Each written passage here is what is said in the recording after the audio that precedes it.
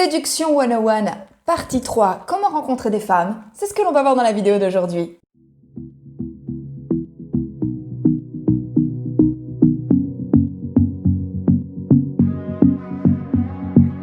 Avant de continuer cette vidéo, je t'invite à t'abonner, à liker et partager si ce contenu te semble intéressant à partager. Sinon, la conversation continue dans les commentaires. Ceci dit, on va pouvoir rentrer dans le vif du sujet. Salut mes petits bichons, j'espère qu'aujourd'hui ça va, je suis très contente de vous voir aujourd'hui. Alors effectivement, comme vous pouvez le constater, on est jeudi soir et il n'y a pas de live. Pourquoi? Parce que maintenant, mes lives du jeudi auront lieu le jeudi sur mon fil Telegram. Donc ce soir, je vous propose plutôt une vidéo tournée, mais avec du contenu quand même, avec des choses intéressantes. Prenez des notes.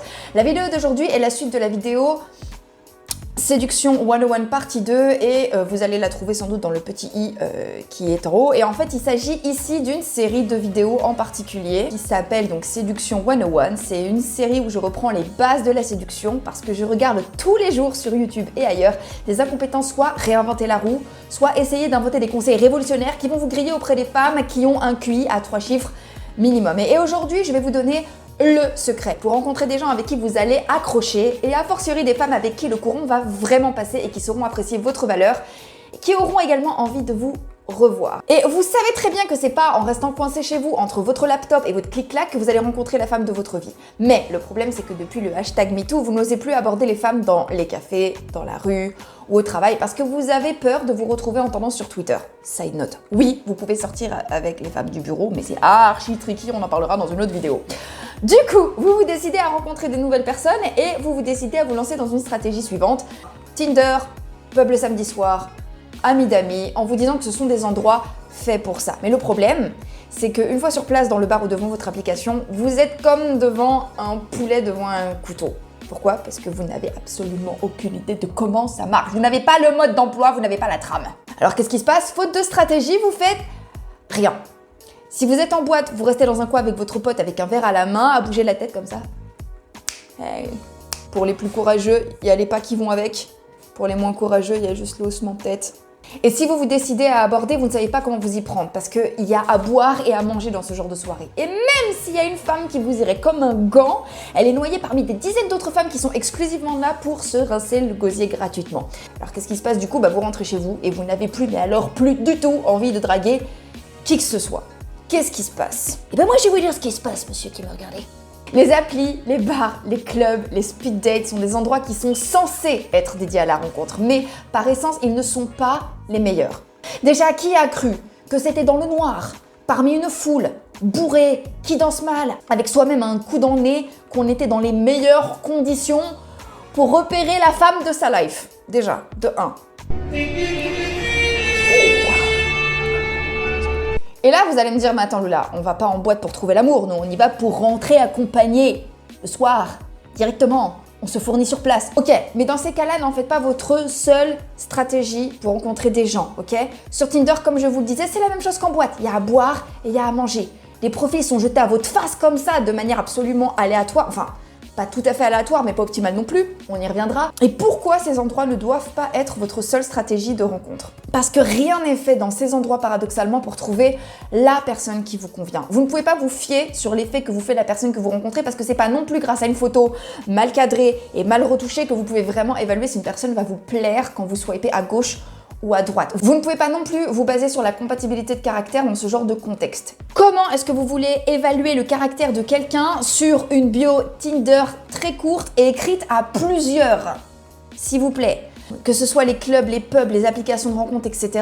Vous avez zéro preuve sociale et pas suffisamment de temps pour vraiment savoir qui est-ce que vous avez en face de vous. Mais du coup, la question qui se pose, c'est comment est-ce qu'on fait quand plus personne n'est d'accord non plus pour se rencontrer au travail ou au sport ou dans la rue? On se rencontre quand? Alors la solution, moi je l'ai. Première chose, multipliez les rencontres organiques dans des endroits où vous aurez des choses à partager avec des gens qui y sont aussi. À titre personnel, je recommande à mes élèves de trouver au moins 5 nouveaux endroits où rencontrer des gens, dont 3 qui sont récurrents. Soit des endroits où vous allez pouvoir permettre aux gens de découvrir votre personnalité de manière organique et donc vous allez pouvoir permettre aux femmes que vous allez rencontrer de tomber amoureuses de vous pour vos qualités. Mais attention, il va falloir être patient et résister à la tentation de vouloir convaincre qui que ce soit que vous êtes génial tout de suite. Vous voulez être perçu comme génial? Faites des trucs géniaux. et laissez les gens se rendre compte. Faites des trucs géniaux et laissez les gens se rendre compte à quel point vous êtes génial. Mais effectivement, ça prend du temps, c'est pas un raccourci, du coup les gens n'ont pas forcément envie. Qu'il s'agisse de convictions religieuses, politiques, de passion pour la cuisine ou de personnes avec l'esprit entrepreneurial, l'idée c'est de rencontrer des gens avec qui vous allez d'ores et déjà avoir des centres d'intérêt communs et qui seront en mesure d'apprécier vos qualités et votre personnalité. Ensuite, avoir quelque chose à apporter au contexte que vous allez intégrer. Résister à ce besoin typique de ce monde occidental, de vouloir prendre tout ce que vous pouvez sans jamais participer à rendre votre environnement meilleur, surtout si vous venez d'intégrer cet environnement. C'est très exactement cette erreur qui vous coûte la solitude de nos contemporains. Alors oui, ça implique de travailler, ça implique de développer ses compétences, ça implique de développer sa personnalité, ça implique d'avoir des idées, des opinions, des objectifs dans la vie et de se demander ce que vous pourriez faire pour les autres. Mais c'est le prix à payer pour changer votre situation aujourd'hui si vous me regardez. Votre pouvoir de séduction va dépendre de l'impact positif que vous aurez sur votre environnement et sur les gens qui gravitent autour de vous. Ensuite, une fois sur place, laissez vos compétences, votre personnalité faire le travail. Arrangez-vous pour que les contextes que vous intégrez mettent en valeur les meilleurs aspects de vous. Et enfin, dans un premier temps, quand vous rencontrez des nouvelles personnes, faites-vous discret. Ok, les premiers jours, premières sessions, premières rencontres, faites-vous petit, observez votre environnement, ses coutumes, ses erreurs, ce qui peut vous coûter votre place aussi, ça c'est super important. Et ensuite, commencez à vous comporter en fonction de ça. Et enfin, quand vous sentez que vous avez compris le nouveau contexte dans lequel vous êtes, commencez à prendre votre place, à vous affirmer et à devenir un vrai membre actif. Et pour ce faire, posez-vous 2 questions. 1. De quoi les gens ont besoin ?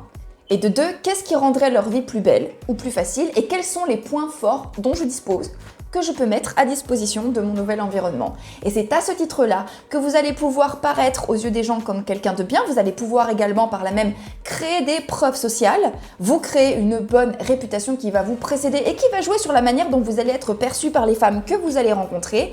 Et à ce moment-là, qu'est-ce qui va se passer? Parmi les femmes que vous allez pouvoir rencontrer, il va y en avoir qui vont vous plaire. Parmi celles qui vont vous plaire, il va y avoir celles à qui vous allez plaire aussi. Et parmi ces femmes-là, il va y avoir celles avec qui vous allez être compatible. Si vous voulez aller plus loin dans le développement de votre séduction et de votre charisme, je vous invite à rejoindre mon fil Telegram qui est quelque part ici. Vous pouvez scanner le QR code qui est là ou cliquer sur le lien qui figure en barre d'infos ou en commentaire épinglé. Et comme d'habitude, n'oubliez jamais que dans la nature, les individus qui survivent ne sont pas les plus forts, mais ceux qui s'adaptent. Prenez soin de vous. Living life, every day, late at night, not okay, all I want, and I pray, all I need are some better days. Fuck me, I'm looking in the mirror, so foggy, but I've never seen clearer. I don't really think anyone can save me, and honestly I'm not really sure I want saving.